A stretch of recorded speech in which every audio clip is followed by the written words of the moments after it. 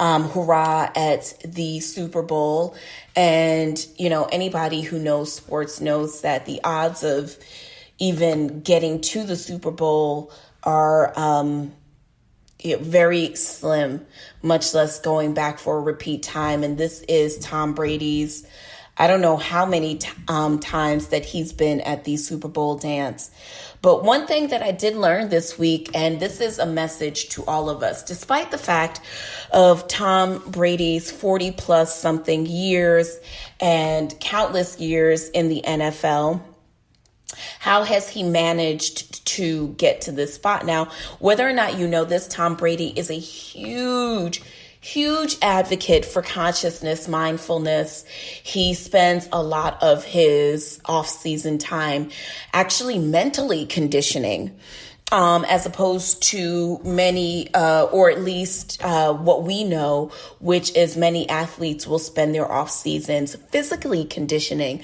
But Tom has always been a purveyor of mindful consciousness training and being present in the game and feeling the presence of the game and operating from that standpoint. And he credits that with much of his physical success.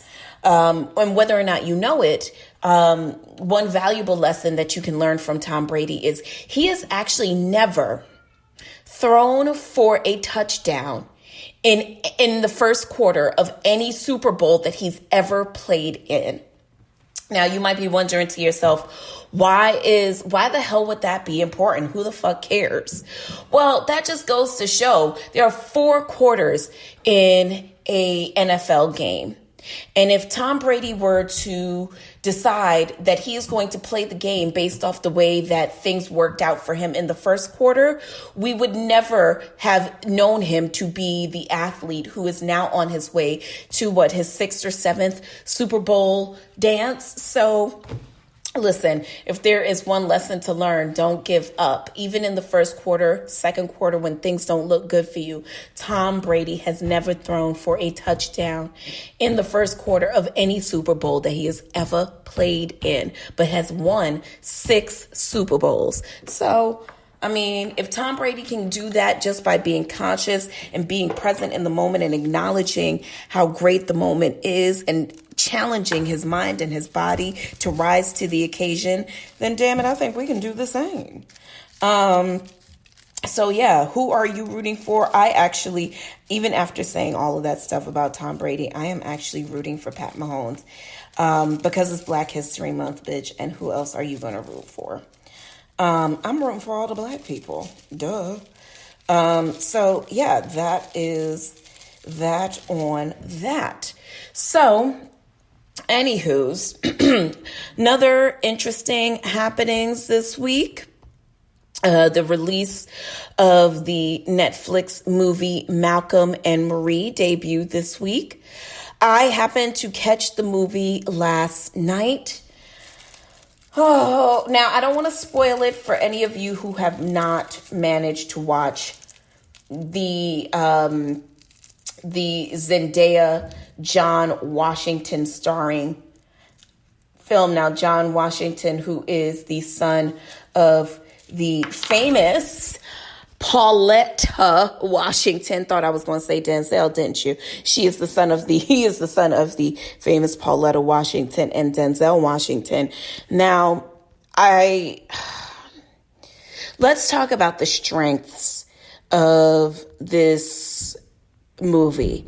I thought, number one, that the style that the film was shot in, which was a black and white style,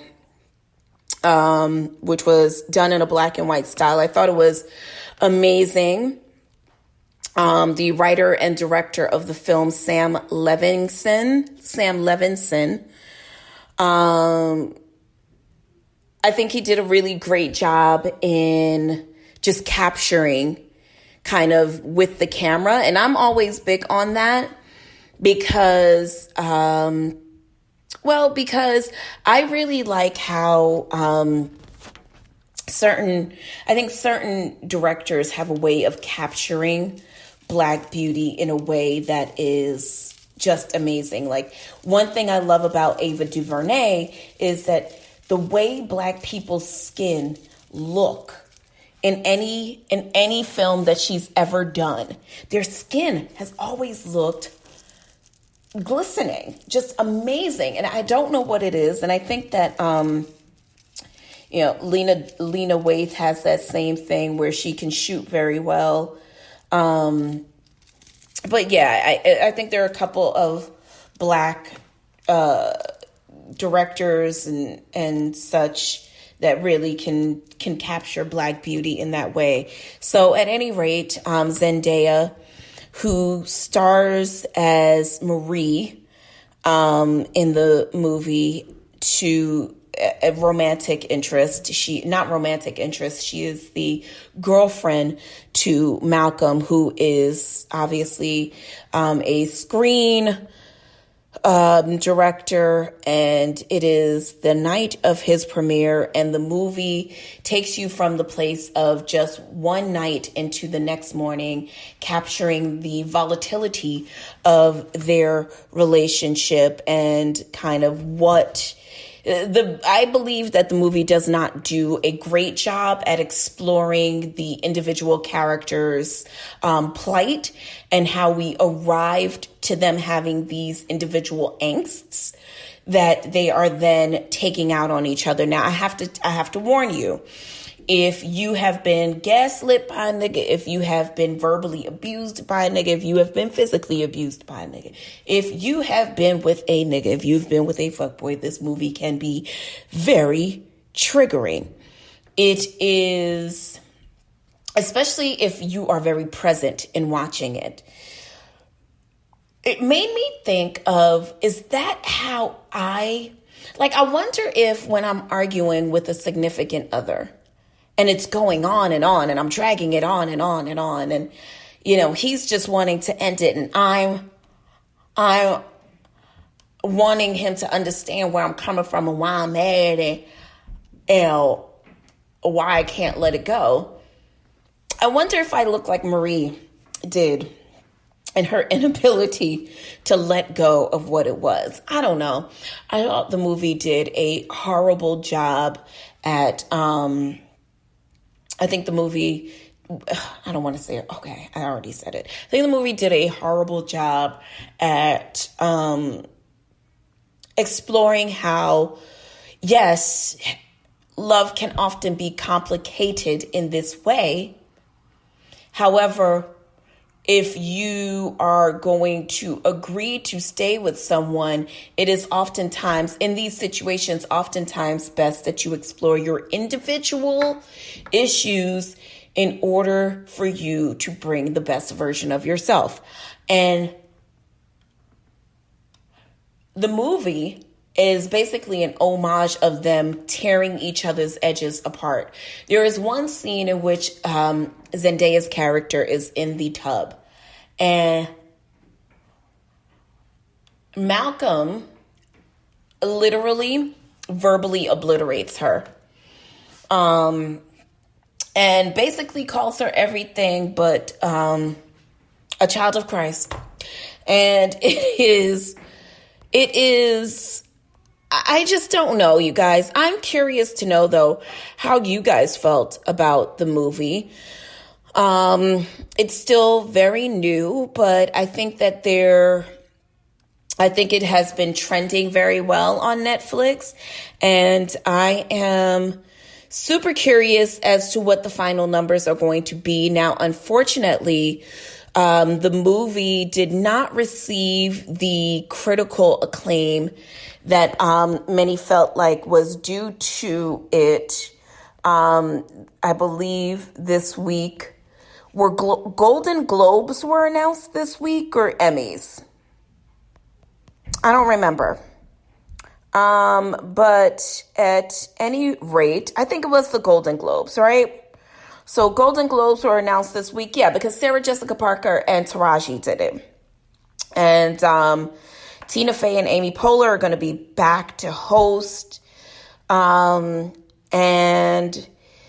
yeah, so it seems as though there were some really noticeable snubs in the Golden Globe category. Now, Andra Day, who is nominated for her role in the United States versus Billie Holiday, underwent a huge transformation, losing up to 40 pounds to play the acclaimed singer. Now, I'm really interested in seeing that, but it looks like the Golden Globes definitely snubbed our girl Zendaya. And as far as I know, they also, there was also no mention for young Washington, young John David. Now, Sacha Baron Cohen was nominated, as well as Daniel Kaluuya for Judas and the Black Messiah. Jared Leto was nominated for The Little Things, and Leslie Odom Jr. was nominated for his character in One Night in Miami.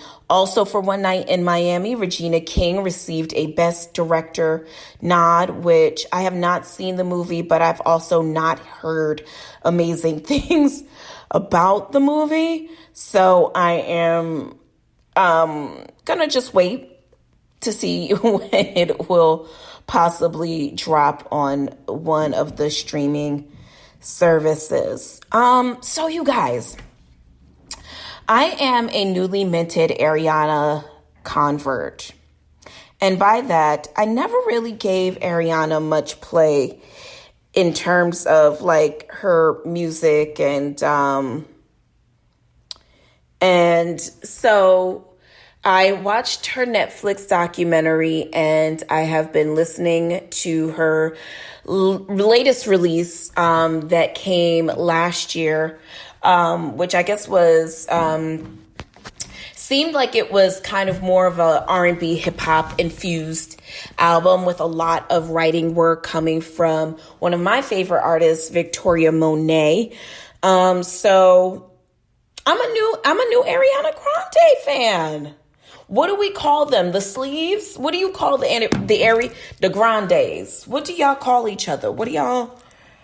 I was really trying to like get into.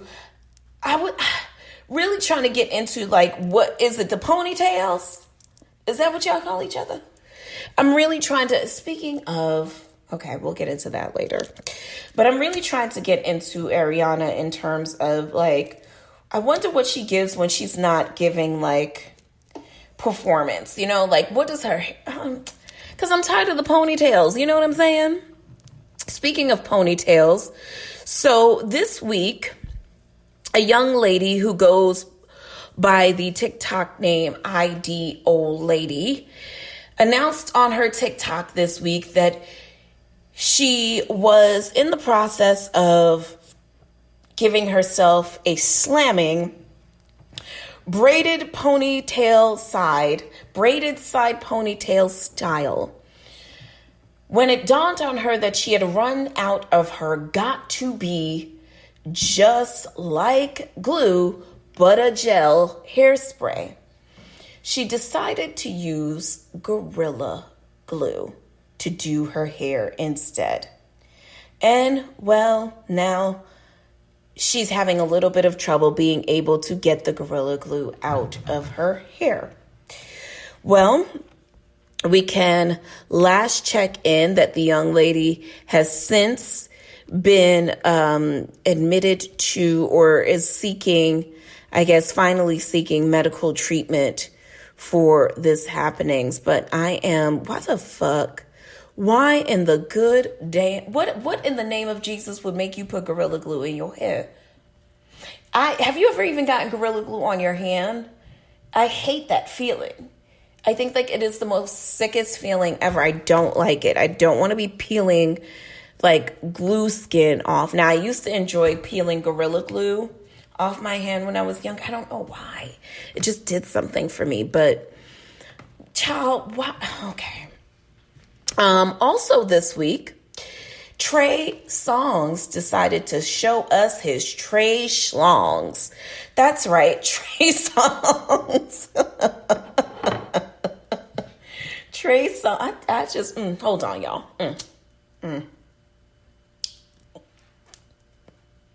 So, Trey Songz allegedly